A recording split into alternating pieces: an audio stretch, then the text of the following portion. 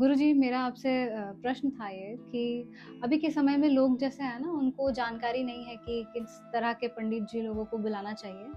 तो हमारा जैसे क्या होता है कि हम लोग किसी को भी बुला लेते हैं। जो भी पूजा पाठन करवाते हैं हम उन्हें बुला लेते हैं अपने घर में पूजा पाठ करवाने के लिए। तो क्या इसमें हमें चयन करना चाहिए? जी, ज़रूर। अगर हम बात करें रुद्राभिषेक की, तो रुद्राभिषेक में जो रुद्राष्टाध्यायी के जो मंत्र हैं सारे, जो वो वेदोक्त मंत्र हैं और वेदोक्त मंत्र जो है ना, वेद पाठी ब्राह्मण के द्वारा ही कराना आवश्यक और अनिवार्य भी माना जाता है। क्योंकि जिस प्रकार हम रुद्राभिषेक करा करके अपनी मनोकामनाओं को पूर्ण करने के लिए, मनोवांछित फल पाने के लिए हम संकल्प करते हैं, तो अगर त्रुटि होती है, तो ठीक उसका नकारात्मक प्रभाव भी पड़ेगा और ये प्रभाव पंडित जी और जजमान दोनों के ऊपर पड़ सकता है। तो गुरुजी जैसा कि आपने कहा कि नकारात्मक प्रभाव पंडित जी पर भी पड़ेगा और जो जजमान करवा रहे हैं उन पर भी पड़ेगा। तो किस प्रकार के नकारात्मक प्रभाव हो सकते हैं? देखिए, कभी-कभी क्या होता है, जब हम घर पे किसी भी प्रकार का अनुष्ठान करते हैं, मैं रुद्राभिषेक की बात नहीं कर रहा हूँ, किसी भी जी। प्रकार का अनुष्ठान करते हैं और उस अनुष्ठान में हम संकल्प करते हैं कि अपने वांछित फल की प्राप्ति हेतु, चाहे वो व्यापार में लाभ हो, चाहे स्वास्थ्य में वृद्धि हो, चाहे वो रोगों का शमन हो, और अनुष्ठान करने के बाद में जजमान का स्वास्थ्य जो वो बिगड़ गया या कुछ अनहोनी जो वो घट गया और उसके बाद वो बोलते हैं कि ये अनुष्ठान करने के बाद में हमारा अनर्थ हो गया या हमारे साथ अनिष्ट हो गया। तो ये जो चीजें होती है, कहीं ना कहीं इसमें ध्यान देने की बातें वही है कि जो पूजा का प्रोसेस है, हमारा जो विधि है, जो विधान है, जो हमारे कर्मकांडी ब्राह्मण हैं, उनके ज्ञान के हिसाब से पूरी तन्मयता के साथ मंत्रोच्चारण विधि के अनुसार जो वो हुई है कि नहीं, पूजा पाठ में कहीं त्रुटि तो नहीं हो रही है और बारंबार नहीं हो रही है, ये भी चीज ध्यान देना है। थोड़ी मोड़ी त्रुटि के लिए हम लोग क्षमा प्रार्थना मंत्र कर लेते हैं, लेकिन ये इसका अर्थ ये नहीं है कि हमें जिसका ज्ञान नहीं है, हम उन पूजा पाठ की विधियों को भी करने के लिए लग जाए। तो गुरुजी आजकल आप देख रहे होंगे पंडित जी लोगों को कि वो लोग आते हैं घर पे और मंत्रों का उच्चारण बहुत ही तेजी से करते हैं। ठीक है? और हम मेरा ऐसा मानना है कि मंत्रों का उच्चारण आपका जैसा भी वो प्रॉपर सुनाई देना चाहिए, लोगों को पता चलना चाहिए कि आप क्या बोल रहे हैं। तो क्या आप इसके लिए हमें एक जरूर जरूर, मैं समझ गया आप जो एग्ज़ाम्पल पूछना चाह रहे हैं कि आप इसके पक्ष में कुछ बातें रखना चाहेंगे कि नहीं। हाँ, मैं आपको बता दूं कि इसमें जो वेद पाठी ब्राह्मण हैं, जिन्होंने वेदों को लगाया है, चाहे शुक्ल यजुर्वेद हो, उच्चारण हाँ, और किस मंत्रों का प्रकार उच्चारण भी आप किस प्रकार समझ सकते हैं कि रुद्राभिषेक के दौरान जो वेदों के मंत्र जो पढ़े जाते हैं और जी, उसमें किस प्रकार से उदात अनुदात जो स्वर लगता है, जी, कहाँ जी। पर आपको रुकना है, कहाँ पर आपको जो है वो ऊपर की ओर स्वर को बढ़ाना है, कहाँ पर आपको स्वर को डाउन लेके जाना है और कहाँ पर स्थिर पूर्वक रखना है। तो ये जो स्थितियां हैं मंत्र के पाठन के समय, ये आपको आचार्य विश्वजीत जी बताएंगे कि कैसे आप इसको जनमानस में पूजा पाठ के दौरान जो है एक आम व्यक्ति, जनसाधारण कैसे इसको समझ सकते हैं। तो आचार्य जी मैं आपसे पूछना चाहूँगी कि जन कल्याण के लिए कैसे जी। पंडित जी लोग मंत्रों का उच्चारण करें कि नकारात्मक प्रभाव ना पड़े, बल्कि अच्छा फल मिले पूजा का? आप कुछ बता सकते हैं तो? देखिए, वर्तमान समय में हो क्या रहा है कि बहुत सारी अशुद्धियाँ हो रही है मंत्रों में जो है। जी। लोग तो ब्राह्मण को बुला लेते हैं, हुँ। लेकिन वो ये नहीं देखते हैं कि वो जो ब्राह्मण को हमने बुलाया है, वो कितने स्तर तक जो है विद्वान है। वो जी। क्या मंत्रों का सही उच्चारण कर पा रहे हैं कि नहीं कर पा रहे हैं, उन्होंने कहीं से जो है डिग्रियाँ पढ़ी लिखी है कि नहीं, आचार्य वगैरह किए हैं कि नहीं, ये पता नहीं है। और हो क्या रहा है कि जब उन लोगों को जब बुला करके घर में अनुष्ठान पूजा पाठ करवाया जा रहा है, तो मंत्रों में जो है बहुत ही अशुद्धियाँ हो रही है। उदाहरण मैं आपको एक बतला रहा हूँ। जैसे रुद्र अष्टाध्यायी का जो है द्वितीय अध्याय का एक मंत्र है, जिसको हम लोग पुरुष सूक्त के नाम से जो है जानते हैं। पुरुष सूक्त में जो है मंत्र है, वो मैं आपको एक उदाहरण बतला रहा हूँ। हरि ओम सहस्रशरीर पुरुष सहस्राक्ष सहस्रपाता साभौमिकं सर्वतस्पृतवात यत्सांगुलम्मा। लोग जल्दबाजी में जो है ऐसे जो है मंत्र को पढ़ते हैं, लेकिन क्या ये मंत्र सही है? ऐसे मंत्र करने से क्या आपको लाभ मिलेगा या नहीं मिलेगा? मंत्र का सही उच्चारण करने पर ही जो है आपको मंत्र का सही लाभ मिल सकता है।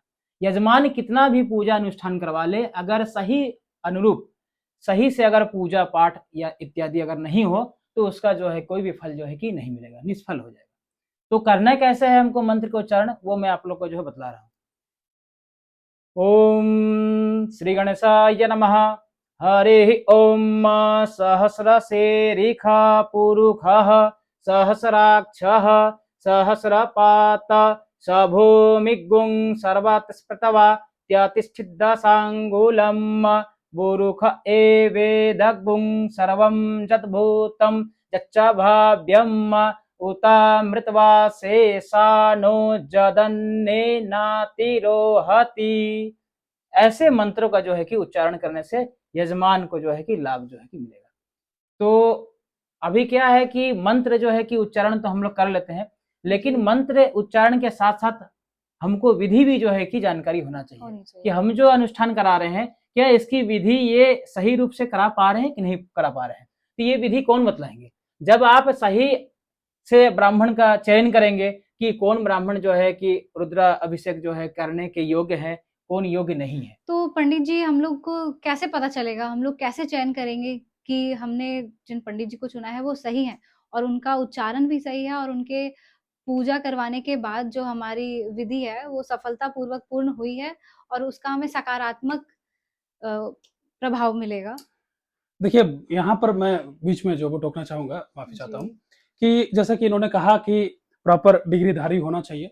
डिग्रीधारी की आवश्यकता नहीं है, लेकिन अगर वो डिग्रीधारी है कायदे से, वो प्रॉपर गुरुकुल में रह करके या संस्कृत विश्वविद्यालय या महाविद्यालय में रह करके पढ़ा है, तो वो ज्ञानी होगा, ठीक है?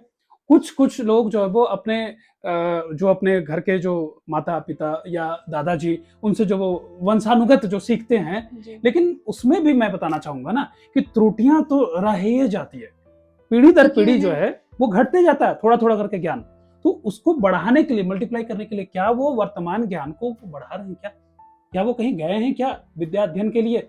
ये भी ज़रूरी है, क्योंकि वेद पाठ जो है वो घर बैठ करके आप कितना भी कर लीजिए, माहौल ऐसे हर जगह नहीं मिलता है। कुछ एक जगह जो है वो नगरी है, जैसे वो काशी की नगरी है, वहाँ पर जो वो घर-घर में जो वो वेद पाठ होता है, बहुत जगहों पर लोग जो है वो प्रैक्टिस में करते हैं, जो पूजा नहीं कराते ना वो भी जो है वो पाठ करते हैं। अब रहा सवाल कि जैसे कि पंडित जी ने बताया मंत्रों का उच्चारण करके कि किस तरीके से मंत्र जो है वो फास्ट चलता है और किस तरीके से मंत्र को जो वो चलाना चाहिए। तो इसमें मैं बीच में एक बात जो वो कहना चाहूँगा कि जो भी पंडित जी को हम चयन करते हैं पूजा पाठ के लिए, हमें समझना होगा कि हम अगर अपने लिए एक डॉक्टर का चयन करते हैं, बाजार में एक आलू खरीदने जाते हैं तो 4 जगह आलू को देख करके एक जगह दाम पूछते हैं जी। और उसके बाद जो वो 5वीं जगह जाकर के लेते हैं। कद्दू लेना रहता है तो वही करते हैं। डॉक्टर चूज करना रहता है तो हम 4-5 लोगों को देखते हैं, 4-5 लोगों के बारे में जानते हैं, फिर पूछते हैं। तो क्यों ना अगर हमको कोई विशेष अनुष्ठान करना हो तो उस समय हम ये चीज क्यों नहीं देखते हैं? हमें ये भी तो देखना आवश्यक है ना, क्योंकि वो भी तो उसी चिकित्सक की तरह ही है ना। उनके द्वारा जो अनुष्ठान किया जाएगा, उनके अंदर जो ज्ञान है, क्योंकि मंत्र के द्वारा जो वो देवता आकर्षित होते हैं, देवताओं के शुभ फल हमें जो वो मिलते हैं। तो वो चीज अगर आप गलत तरीके से आपका उच्चारण होना स्टार्ट हुआ तो वो मैसेज भी गलत जाएगा, कहीं ना कहीं नकारात्मक प्रभाव भी जो वो आएगा और लोग भी यही सोचेंगे कि हाँ यही तरीका है। फिर उनके सामने भविष्य में अगर कोई ऐसे अच्छे वेद पाठी ब्राह्मण आ भी जाए ना, तो भी जो वो उनको लगेगा कि जो वो नहीं, वही वाली पद्धति अच्छी थी क्योंकि वो कई दिनों से करा रहे थे।